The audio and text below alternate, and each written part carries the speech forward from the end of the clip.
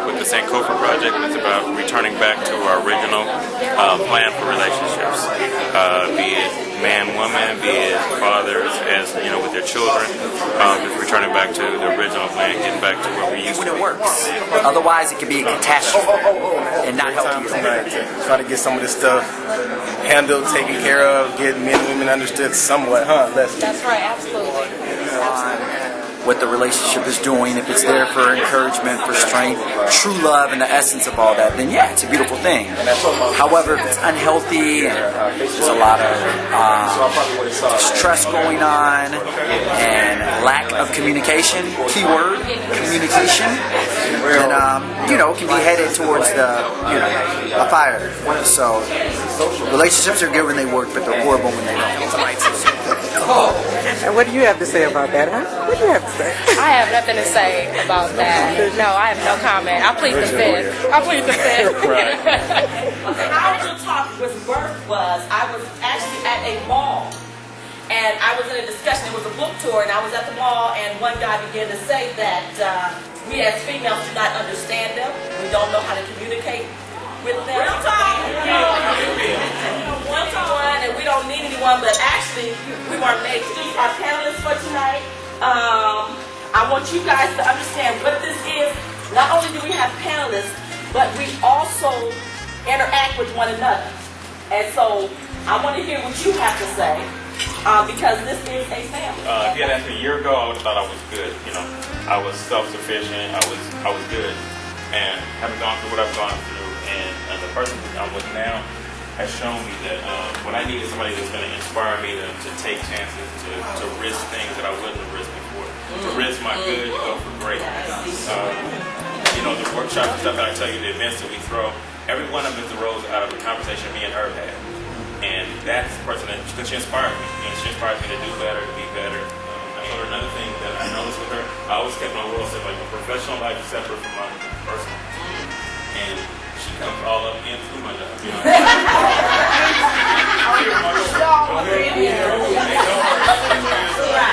Right. I don't want to separate because I'm like, if you're gone, we break up, I don't want nobody. Right, all of your business. But I'm so invested in her. It's like I want her in all areas of my life. Okay. A year ago. I really can't go after this because I told him all of that.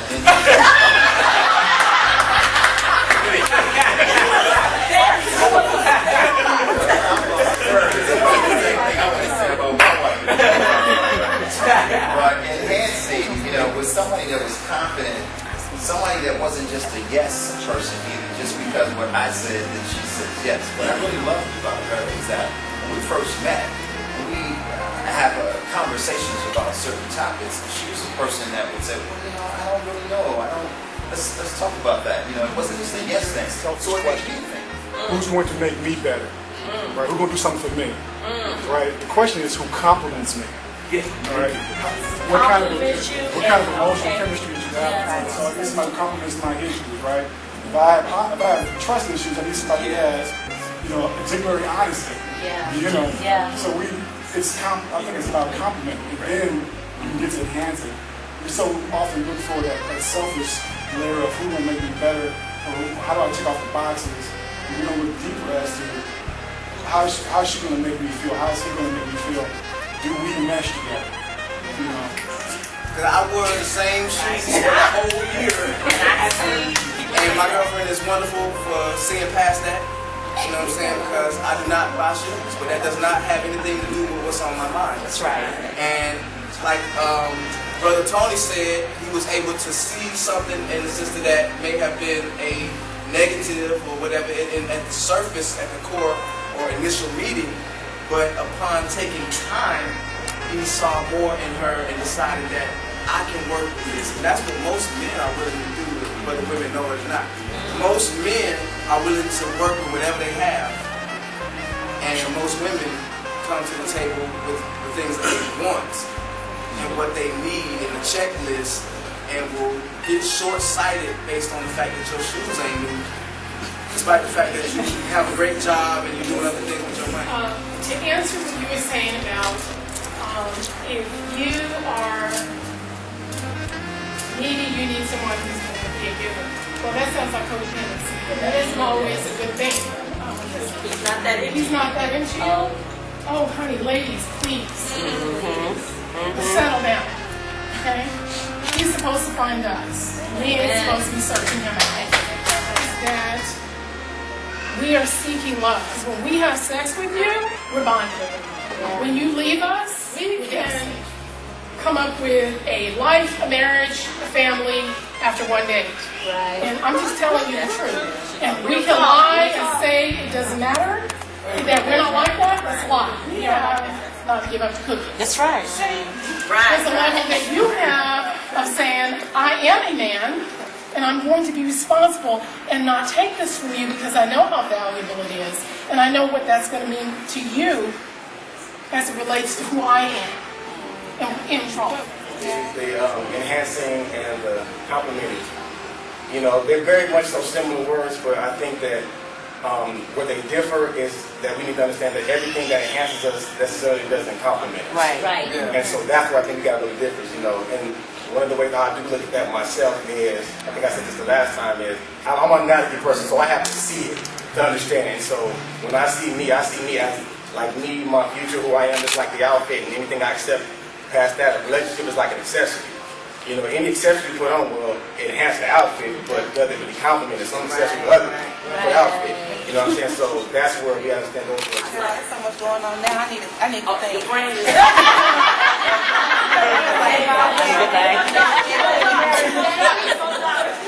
I would like to say that, you know, for enhance and compliment, we can always do a positive and negative for each one of them, okay? But my opinion is that you compliment a person when you are on the same level, or close to it, you know, like, and then you compliment each other, you know. You can't, it's possible, but you'll take a college grad, you know, and put them with dropout. Now, I'm just saying that dropouts can be intelligent. I mean, normally, that's not complimenting. It's usually when you have the same education, you know, or same level, whatever it is. Same level, whatever. That's a compliment. You compliment me, I think you're providing something in an area that I'm lacking. You know what I mean? Or even if I'm not lacking, just when you combine what you have, what I have. So even if you want to look at it as something as a failure or something good, what did you use? What did you do with it? What did you do with it? What you learned? What you discovered? The thing about it is when you pair bond with someone, what are you going to get from that person? What is that person going to give to you? And how is that person going to bring it out in you? And how do you learn who you are from that person? That's the great thing. You know, that's how you discover more about self. Yes, right. Two things. First thing is, I feel like Can you stand up for us so we can hear you? I feel like in a lot of ways it just really ain't that deep. You know what I mean? Like there is something very animalistic about all of us. And you just like what you like and you feel what you feel. I think we complicate it by overanalyzing and looking too deeply, but a lot of times, not all the time. But I do know that if you spot it, you got it. So if you see an issue in somebody else, it's because you got it. You got the same issue. And if it's something that you are attracted to, it's because that's something that you also possess, but maybe you're attacked into. So I think, you know, this stuff that we call accepting shortcomings, as a brother said here, that's because that's your shortcoming too. And that person is your mirror, and they're showing you what you can and can't be, and you need to just be okay with that and roll with it. But it ain't that deep. You know what I mean? You don't have to pick apart every little thing and overanalyze it. I think we make it too deep sometimes. Now she says it's not that deep. I need to hear from somebody in the back row, one of the guys, to tell me, is it that deep? I think it is. If we're gonna talk real, like real talk. First of all, most of us are very egotistic, and most of us are very selfish. Who we are right now is good, and everybody becomes us and become to us as we are. That is the biggest issue with all of us. So it's extremely selfish, and I think it's really deep. It's really deep because on one side, like you said, we're creatures, and we have that animalistic side. But the difference with us is we have thoughts and free will, determination. So it's like we can kind of figure out. I mean, if you really sit back, me as a guy, and I have my girl, I know if I sleep with someone else and my girl finds out, she's going to be pissed. Oh. But if my girl sleeps with another dude and I find out, I'm going to be pissed. But I don't let that affect how I do my thing because this is what I'm doing. So it's a lot deeper than just.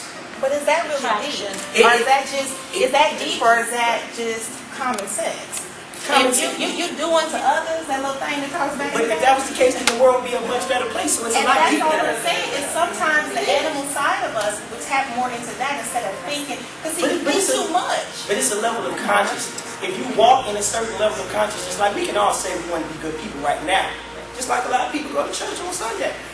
And Sunday night, it's going down.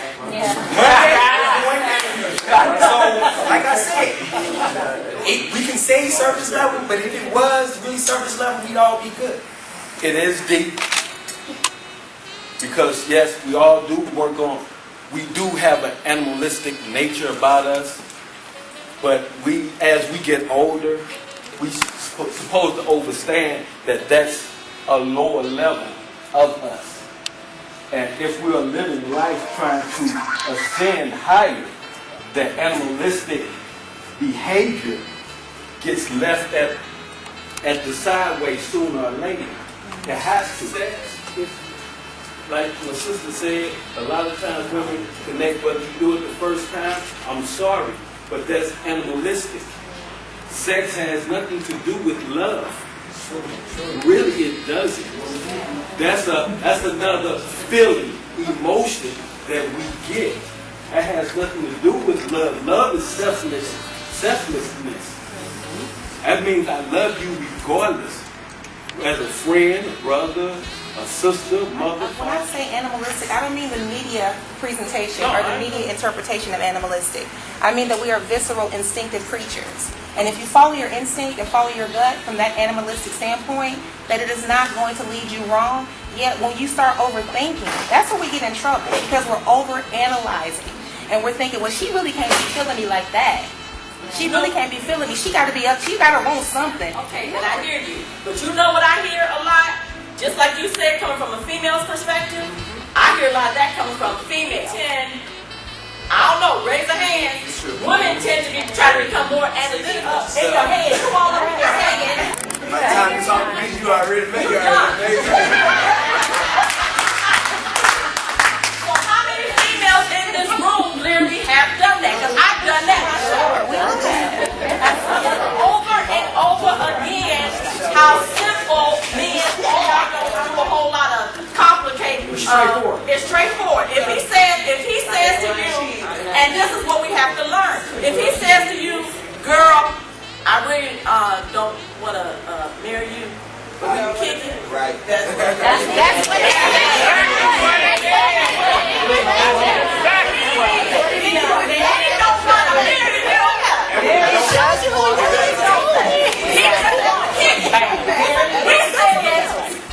I know he said don't want to marry me, but you know what? What he really said.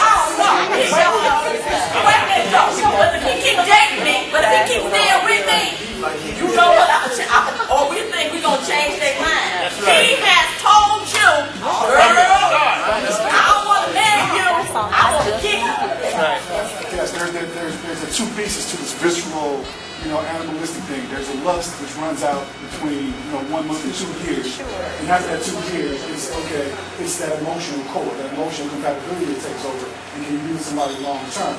You have to be something where you're very emotionally honest with yourself and your mate to make it through that stage. The other piece of that is our emotional issues, those baggage, they start from birth on through every relationship we have, and they alter and they force the decisions that we make.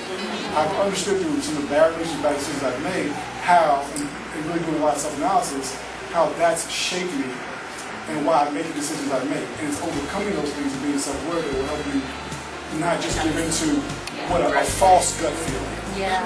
So it really is, stop analyzing his decision, think about what your contribution is to the problem, and understanding yourself and what you need and where that comes from. We're not animals. We never were animals. We were children. And right here, the people say, that's just my animal side, that's your child. Okay, I look at everything from the spiritual aspect. When Paul said, when I became a man, I threw away my childishness. When you guys today, people that are following their gut instinct or their childish instinct, that's what the child does. They see something, they do it, and that's why they did it. I don't know. Okay. You got a grown man that's 40 years old that's doing stuff, you don't know why he did it. That's a child am I doing this. And I found out that if I slept with a woman, I can't get rid of her. I made sure I wanted them to be around before, because it's hard to get rid of. It's hard to get rid of. I need to hear from the men. I need to hear from the men. He's into you if. Man, I want to answer this question in a way that will help the sisters out. Okay. Because I don't think that there's an easy way to tell if someone is into you in the beginning. It's going to be some intuition. If you know who you are, if you know what you're looking for, and you meet somebody that is willing to spend time with you, and you feel that they are interested in you, and they tell you that they are, and they show you that they are. The most important thing for me in any relationship is going to be consistency. Consistency is how you know if somebody is real. And it's not just what they say to you, it's what they say to everyone or how they act all the time. You gotta preach. All right, you I'm sorry. Determined in time. And honestly, I think that as my sisters become less desperate to find a man, and my brothers too, anybody that's desperate to find love is going to have a hard time. Anybody that shows you a sign that they are interested in you, you're going to please them. So if that's all that matters, y'all giving up a lot of cookies and getting left with a lot of crumbs.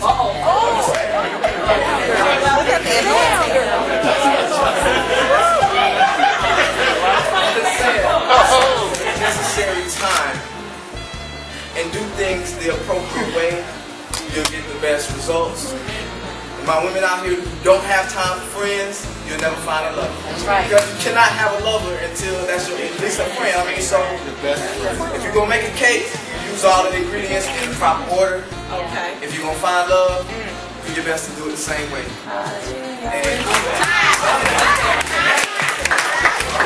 So this is in my opinion, just as a general perspective, because we can give all of our specifics, but as a general thing, this is one thing I know about men and women. When we're really into somebody, how I did those other 100 girls, I will not do you that way. So everything I did with them, you will get totally opposite. So maybe you need to really get to know him and his history and how he's been with women, how he talks to women. I got used to sex, a lot of sex.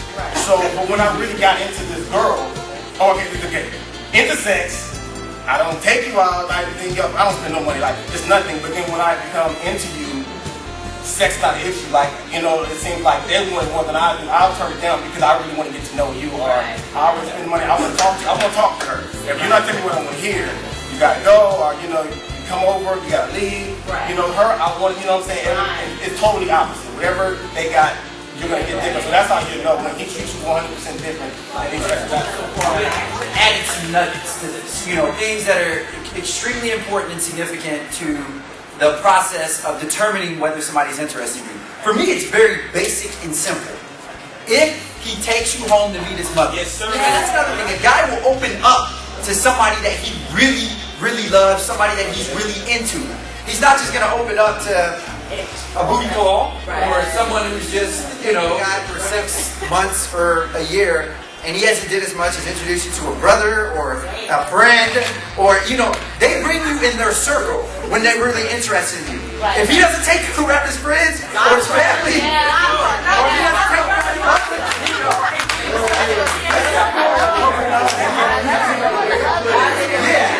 when he opens, because most guys are going to keep that closed, shut in, and they keep you on the outside, the circle of trust, whatever the hell you want to call it. But when they allow you in there and open up those gates and allow you to come in and meet those kind of people, then you know that you're a special someone. And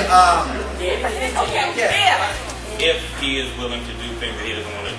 Well, I knew I was into her. I was going to see Medea movies.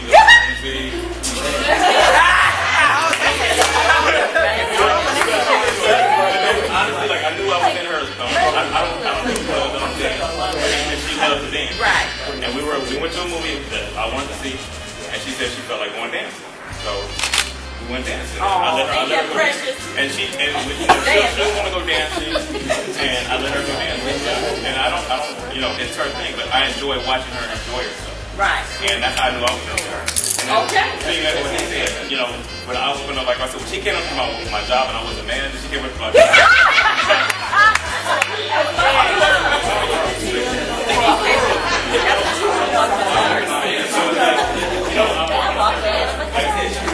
She's a positive reflection. I'm willing to open up to her, and that's something that's she like, brother, you gotta take time. You wanna know if he's into you. This is not a question that's gonna apply to every single man, so it is gonna take time. Every man is different. I hate when women think that there's one thing that they can do and it's gonna work for every man. All you need is one man. And you need to find out what that one man is, what that means. Each man you deal with them individually. And one thing I hate in a man, she knows I hate this when you start generalizing. Like all men are, I know men know, all men. So if you want to find out if he's into you, take time and find out what he's into.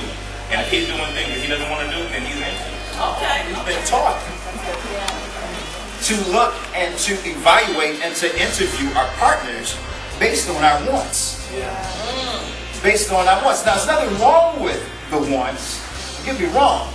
But we solely based on our wants. How much money he makes and everything. And hey, there's nothing wrong with status. I believe in status. Once, I hope we talk about this one time too. Because we put women down because they want status, as well as we put men down who want sex. But we have to understand that the bottom line is understanding.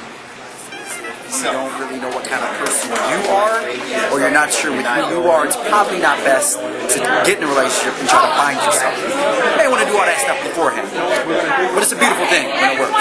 So beautiful, especially black, beautiful relationships. I aspire to have one day. I hope so. Any single ladies out here?